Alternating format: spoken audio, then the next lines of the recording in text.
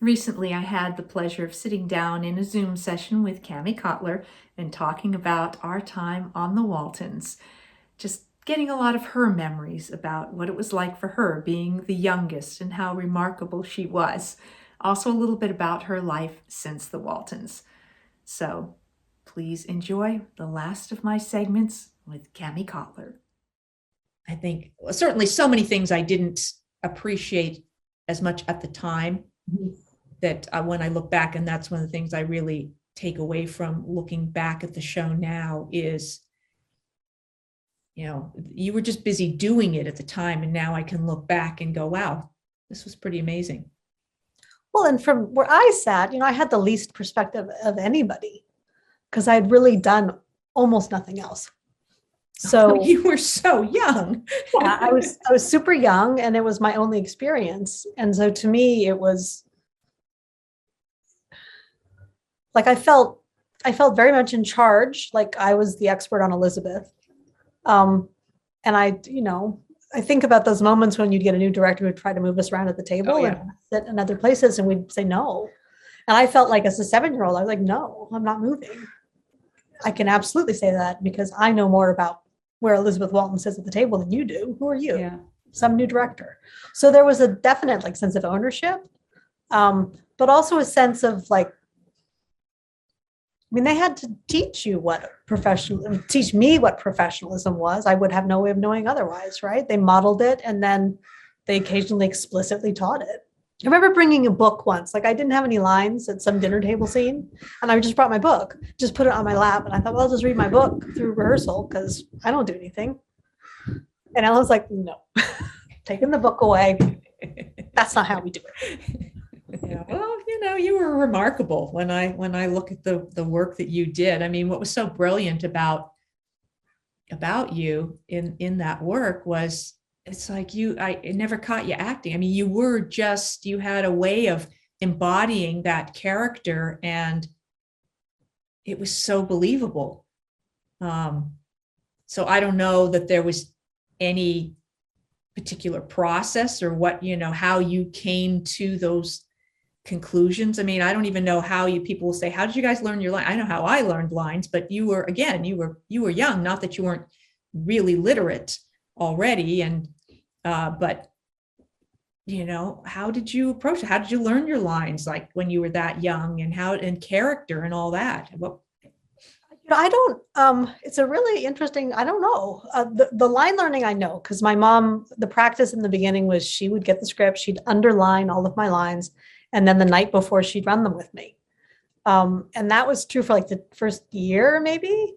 And then I just started doing it myself. I would look at it, she would always go through the script and she'd write the numbers of the scenes that I had parts in that I need to pay attention to. So I could tell when I looked at the call sheet whether I needed to prepare.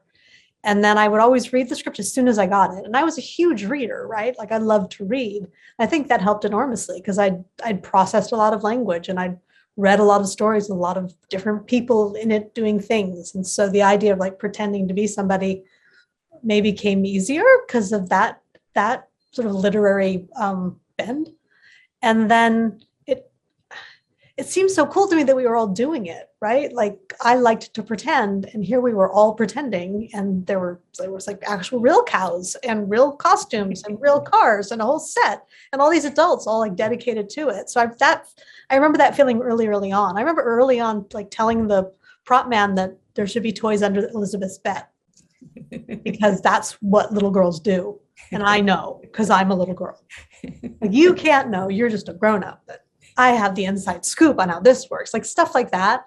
And there was something about the culture of the set that facilitated that, right? Yeah. I was treated with respect for my area of expertise. Nobody hushed me or chastised me for saying this is how I think we can make it better or more authentic. And everybody was engaged all the time. And how do we make it more real? Yeah.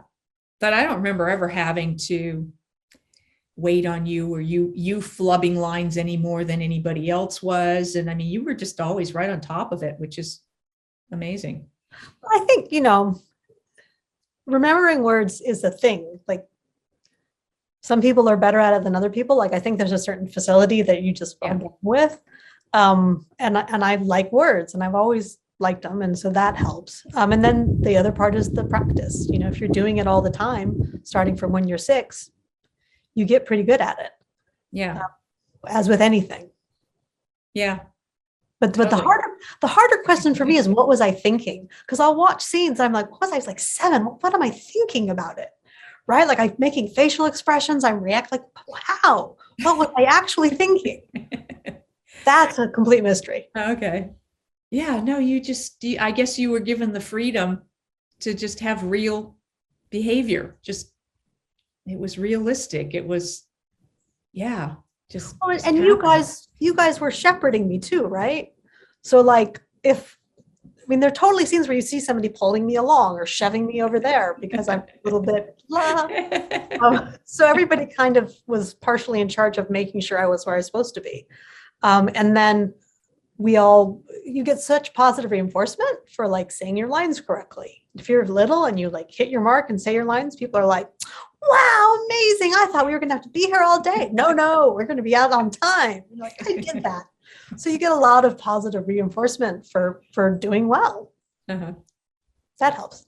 Yeah, that's true. So what's your takeaway? I mean, when you look back at those 10 years that we spent together, from the homecoming through the 9 seasons and then the specials, and then, here we are 50 years later. I mean, what's your takeaway from all of it? Well, it's certainly life-changing, isn't it? Like I'm not the person I would have been if it hadn't have ever happened.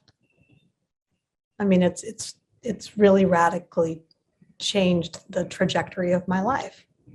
And I think about how fortunate I was to be with the people I was with, and to meet the people I met. And people usually think I mean, a guest star or something, but the crew members, like I got to have conversations and I got to go to, the Grips church, and just we met a much richer and diverse group of humans than I would have ever met if I just stayed in Orange County and gone to elementary school. Yeah. So that's a real gift. Yet you chose to not pursue acting as, once the series was over. You've gone a different direction. What can you say about those choices and finding that way and ending up teaching in Virginia? And No, a little bizarre. I think I think I was fortunate for when the show ended, because it ended, I was a junior in high school when we did the movies of the week. And then I went away to college as a senior, because I went to a special program for high school seniors where you pretend to be a college freshman. So I was able to kind of transition immediately into college. And it never occurred to me to study acting. Even though at that point it was still something that I would be happy to do, but it didn't, because I'd done it as like a workman-like activity. It didn't occur to me that there was anything to study, and which is not really true, right? Because it's actually a really rich course of study, and lots of interesting things are discovered if you study acting and theater. But I didn't know that. I knew that I was really good at memorizing my lines and finding my light and like all the things that seemed important in that context. So I did a little bit of auditioning, but auditioning is really different than working. Yeah. And I was always really taken aback by the feelings of the audition. And I was interested in lots of other things. So I had no intention of studying acting, because I didn't understand what it even involved. I mean, I ended up studying social science and American, history and American society and anthropology, and those were all things that I was really excited by. So I just kind of fell away from acting, and then wanted to be able to live in different parts of the country as part of my kind of continued exploration of American culture. And getting a teaching credential seemed like a really reasonable way to do that. And then we decided to move to somewhere on the East Coast, just to live, and somewhere in the South, actually, because I'd never lived in the South. And it just so happened that we moved mid-year because I'm disorganized, and so I never get things done on a timely fashion. So we ended up like in Charlottesville, like in November, which is not a good time to try to get a teaching job. And at the same time, someone I'd met in Nelson County, which is where Earl Hamner grew up, was going on maternity leave and needed a long-term sub. So I ended up teaching in Central Virginia by accident, basically. And then was really very fortunate about the jobs I got. Like they were all beautifully designed to make me a stronger teacher. A lot of collaboration and amazing older, more experienced colleagues. So I was in Virginia for about 5 years. And then how was that as as someone who was on the Waltons in the area where the show was supposed to have been taking place, where we never actually filmed? Well, it was fascinating to live there because it's beautiful. And there were so many times where I'd be like, oh, this is what we were saying. Like, oh, when we were talking about the dogwood, this is the dogwood. Oh, it is worth talking about. I didn't know, so a lot of discovery about the beauty of the place that was in our dialogue, but didn't mean anything to me as a kid. When you teach, being a teacher is so archetypal. It's such a role, right? That it doesn't really matter who you are. So I would always at the beginning of the year say, they would find out, hey, wait a minute, weren't you on television? What's wrong with you? Why are you here? And I'd say, I'm here because you guys are really interesting. And next class, if you want to ask me questions about having been on television, you can ask me all the questions you want. And they would usually come up with like 8 questions, they'd run out. Because you're a teacher, you're giving them homework and you're grading their papers, and that trumps anything else you might have ever been. And now where is your life now? What is your latest adventure? Well, let's see. Right now I'm working just part-time, just helping at an organization of 4 charter schools, helping mostly with navigating the pandemic, because it's its own thing now in schools, trying to figure out the best way to keep everyone safe and reasonable. And then, I don't know, like kind of thinking about what the next stage is. I'm just about an empty nester. So trying to figure out where I want to go and what I want to do.